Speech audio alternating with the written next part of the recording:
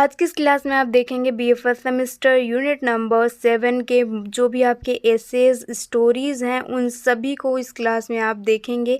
इससे पहले हमने जो आगे के यूनिट्स हैं उन सभी स्टोरीज़ का बहुत ही अच्छे से एक्सप्लेनेशन और समरी को इम्पॉर्टेंट क्वेश्चन आंसर को करा दिया है, तो जाके प्लेलिस्ट चेक कीजिए। आज आप देखने वाले हैं यूनिट नंबर 7, जिससे कि मोस्ट इम्पॉर्टेंट क्वेश्चन आपके एग्जाम में देखने को मिलेंगे। आइए देखते हैं सबसे पहला जो आपका लेसन है यूनिट नंबर 7 का, अ प्रोफेशंस फॉर ह्यूमन नाम है चैप्टर का, जिसके राइटर हैं वर्जीनिया वुल्फ। जो ये है स्टोरी है, इस इंग्लिश समरी देखेंगे सबसे पहले, फिर हिंदी में भी आपको समझाएंगे। तो वर्जीनिया वुल्फ जो है talks about the struggles of human. Virginia Woolf जो कि इसकी राइटर हैं, टॉक्स अबाउट बारे में बताती हैं, स्ट्रगल्स ऑफ ह्यूमन संघर्ष के बारे में, वुमेन के जो संघर्ष हैं उसके बारे में बताती हैं। इन चूजिंग एंड वर्किंग प्रोफेशंस के बारे में she says human must overcome social barriers like anger. इस एस्से में वर्जीनिया वुल्फ कहती हैं कि किस तरह महिलाओं को अपने पेशे में या वर्किंग बाहर किसी जॉब के लिए या किसी प्रोफेशंस के लिए संघर्ष करना पड़ता है। She says human must overcome social barriers, the angle in the house, the idea that a woman should always be pure, gentle and obedient। वो कहती हैं कि महिलाओं को जो है आदर्श महिला से निकलकर, वो कह रही हैं कि दी एंगल इन हाउस का मतलब होता है कि एक आदर्श महिला की छवि को तोड़कर उसे अपनी एक अलग पहचान बनानी चाहिए। और she encourage human to find independence, वो महिलाओं को जो है करेज साहस देती हैं, to find independence and express themselves freely.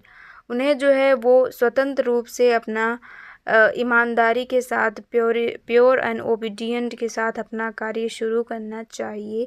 Theme क्या है इस स्टोरी का? ह्यूमन्स फ्रीडम के बारे में, सेल्फ एक्सप्रेशन के बारे में और जेंडर इक्वलिटी के बारे में। ये महिलाओं को सपोर्ट करती हैं, उन्हें उनकी स्वतंत्रता के लिए मुख्य रूप से इस एस्से में उन्होंने बताया है। मोरल क्या संदेश देना चाह रहा है यह एस्से जो है कि women should follow their dreams and fight for equality. Womens को, महिलाओं को अपनी लड़ना चाहिए, अपने ड्रीम्स को फॉलो करना चाहिए। तो हिंदी में देखते हैं, वर्जीनिया वुल्फ बताती हैं कि महिलाओं को अपने पेशे में आगे बढ़ने के लिए समाज की परंपराओं से लड़ना पड़ता है। The angle in the house यानी आदर्श महिला की छवि को तोड़कर महिलाओं को स्वतंत्र रूप से अपनी पहचान बनानी चाहिए। सीख यह मिलता है कि महिलाओं को अपने सपनों और अधिकारों के लिए संघर्ष करना चाहिए। अब आता है सेकंड एस्से जो कि आपके यूनिट नंबर 7 का है, नाम है patriotism beyond the politics and religion, जिसके राइटर हैं एपीजे अब्दुल कलाम, जो कि इंडियन राइटर हैं। तो doctor Kalam says that true patriotism is not limited to politics और रिलीजन। जो सच्चा प्रेम होता है देश के लिए वो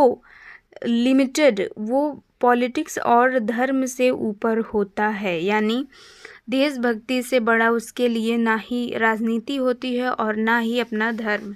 इट मीन्स, इसका मतलब यह है कि लविंग एंड सर्विंग, प्रेम और जो सेवा है, द कंट्री सेल्फलेसली, यानी यह देश की सेवा, निस्वार्थ सेवा से जुड़ा होता है। ही इनकरेज यूथ, वह इनकरेज साहस देते हैं यूथ को, अपने देश के यूथ्स को, टू वर्क फॉर नेशन, देश के लिए कार्य करने के लिए, नेशन के लिए, प्रोग्रेस के लिए, थ्रू हार्ड वर्क, कड़ी मेहनत से, इनोवेशन एंड यूनिटी, कि वो यूनिटी, हार्ड वर्क और इनोवेशन के साथ देश का, नेशन का प्रोग्रेस करें। थीम क्या है इस स्टोरी का, इस एस्से का, कि नेशनलिज्म, राष्ट्र प्रेम, राष्ट्रवाद के बारे में, एकता के पावर के बारे में, यूथ पावर के बारे में आधारित है ये कहानी। मोरल क्या है, यह संदेश देना चाहती है कि ट्रू पैट्रियटिज्म इज सर्व, जो सच्चा देश प्रेम यही है कि हम सेवा करें, सर्व द नेशन हॉनेस्टी, ईमानदारी के साथ, not just to talk about, केवल बातें नहीं। हिंदी में सारांश समझिए इस स्टोरी का कि डॉक्टर APJ अब्दुल कलाम कहते हैं कि सच्चा देश प्रेम राजनीति या धर्म से ऊपर होता है, यह देश की सेवा, एकता और मेहनत से जुड़ा है। वे युवाओं को प्रेरित करते हैं कि अपने काम और विचारों से देश का नाम रोशन करें, और सच्चा देशभक्त वही है जो कर्म से अपने देश की सेवा करे। अब आता है थर्ड ऐसे, जो कि नाम है जिसका टैगोर एंड हिज इंडिया, जिसकी राइटर हैं अमर्त्य सेन। और Amartya Sen describes Rabindranath Tagore as a modern thinker. वो जो हैं बताती हैं कि रविन्द्रनाथ जो थे वो एक आधुनिक विचारक थे, हु बिलीव्ड, जो कि विश्वास रखते थे, इन फ्रीडम, स्वतंत्रता में, शिक्षा में, और ह्यूमैनिटी, मानवता के बारे में उनका विश्वास था। Tagore's India was based on opinions, culture, diversity. Openness का मतलब होता है खुला विचार, कल्चर डाइवर्सिटी, सांस्कृतिक विविधता, और पीस के बारे में पर आधारित है इनका इंडिया, नॉट नैरो नेशनलिज्म। यह जो ऐसे है मुख्य रूप से आधारित है, इसका थीम है एजुकेशन, ह्यूमनिज्म, ग्लोबल यूनिटी। यह हमें मैसेज देती है कि true progress lies in freedom of thought and respect for all culture, की सच्चा प्रोग्रेस, प्रगति यही है कि हम सभी की स्वतंत्रता को बनाए रखें और सभी के कल्चर का रिस्पेक्ट यानी सम्मान करें।